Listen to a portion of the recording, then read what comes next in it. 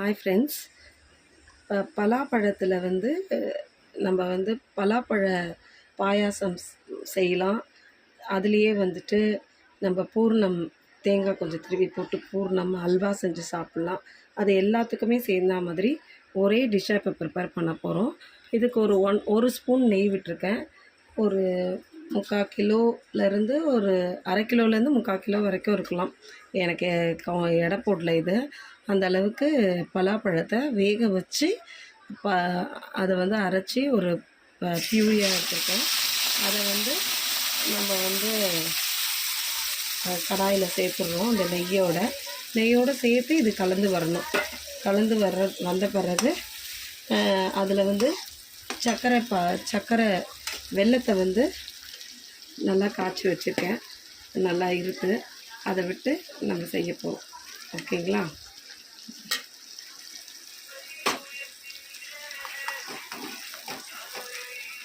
இப்போ பார்த்தீங்கன்னா இந்த மாதிரி நம்ம பலாப்பழ இதை பியூரியை உள்ளே போட்டதுக்கப்புறம் நமக்கு அது கொதித்து நல்லா அது தெரிச்சு வரும்.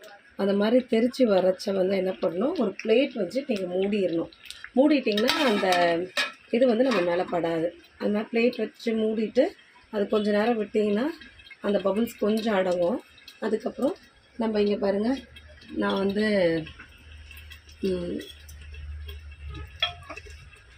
வெல்லத்தை காய்ச்சி வடிகட்டி எடுத்து வச்சுருக்கேன், கல் மண் இல்லாமல். இதை கொஞ்சம் கொஞ்சமாக விட போகிறோம். விட்டு அது கட்டி ஆகிற அளவுக்கு அல்வா பதத்துக்கு அதை எடுத்துகிட்டு வர போகிறோம். அதில் நீங்கள் போட வேண்டியது சுக்கும் ஏலக்காவும் பவுட்ரு பண்ணி வச்சுருக்கேன். இந்த சுக்கு ஏலக்காய் பவுடரையும் அதில் போட போகிறேன். போட்டுட்டா இதோட போதும். நான் அதுக்கு நடுவில் ஒரு ஸ்பூன் கீ விட்டுருக்கேன்.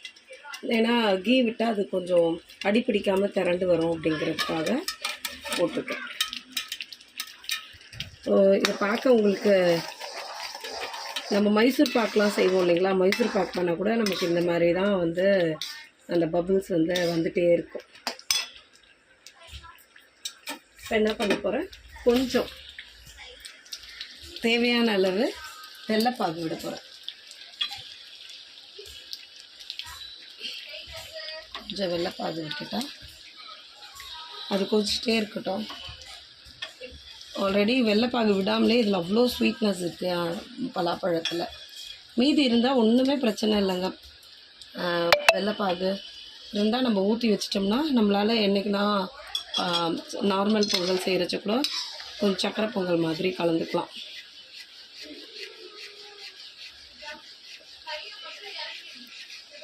கலந்துட்டு இதை அப்படியே விட்டுட்டிங்கன்னா இதை நல்லா சுருண்டு வரணும். வந்ததுக்கப்புறம் நான் உங்களுக்கு பார்க்குறேன்.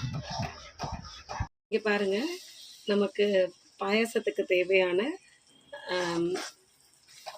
பலாப்பழ கூழ் ரெடி ஆகிடுச்சு. இதை நம்ம அப்படியே பலாப்பழ பாயாசம் செய்யணும்னா இதில் ஜவ்வரிசி நல்லா வேக வச்சுட்டு தேவையான அளவு இந்த கூழை சேர்த்துக்கணும்.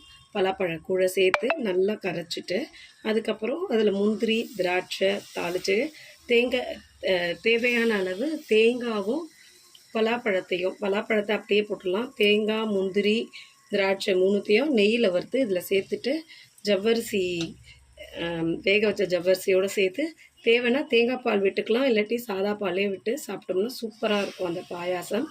அதுக்கு தேவையான பேஸ் இதை நம்ம 6 மாதம் வரைக்கும் ஃப்ரிட்ஜில் ஸ்டோர் பண்ணி வைக்கலாம். அதுக்கப்புறம் நம்ம இதே இதில் தேங்காவை நல்லா நெய்யில் துருவிட்டு தேங்காவை நல்லா நெய்யில் வறுத்து இந்த கூழோடு மிக்ஸ் பண்ணி நம்ம கொழுக்கட்டை செய்கிறோன்னா அந்த கொழுக்கட்டையில் உள்ள பூர்ணமாக வச்சு கூட செய்யலாம். அப்படி எதுவுமே எனக்கு வேணாம், எனக்கு சும்மாவே நான் அல்வா போல் ஸ்வீட்டாக சாப்பிடுவேன் அப்படின்னா இதில் இன்னும் கொஞ்சம் நெய் தாளித்து முந்திரி திராட்சைலாம் தாளித்து இதில் கொட்டிட்டு இதை அல்வாவாகவும் சாப்பிடலாம். இவ்வளோதாங்க. பாருங்கள் எவ்வளோ நேரம் ஆச்சு தெரியுங்களா? இந்த பலாப்பழ கூழ் ரெடியாக கலர் சேஞ்ச் ஆகிடுச்சு. தேவையான நெய் விட்டு விட்டு கலரிக்கிட்டே இருக்கிறதுனால தான் ரொம்ப அடி பிடிக்கல. பாருங்கள், அழகான பதத்தில் நமக்கு ரெடி ஆகிடுச்சு. நான் இன்னொரு நாள் உங்களுக்கு பாயாசம் செஞ்சு இது எப்படி இருக்குது அப்படிங்கிறத காட்டுறேன். Thank you friends. லைக் பண்ணுங்கள், ஷேர் பண்ணுங்கள், கமெண்ட் பண்ணுங்கள், பெல் ஐக்கானை கிளிக் பண்ணுங்கள். ஏஎஸ்என்எல் சேனலை நீங்கள் நல்லா வளர்த்து விடணும். ஓகேங்களா? தேங்க்யூ.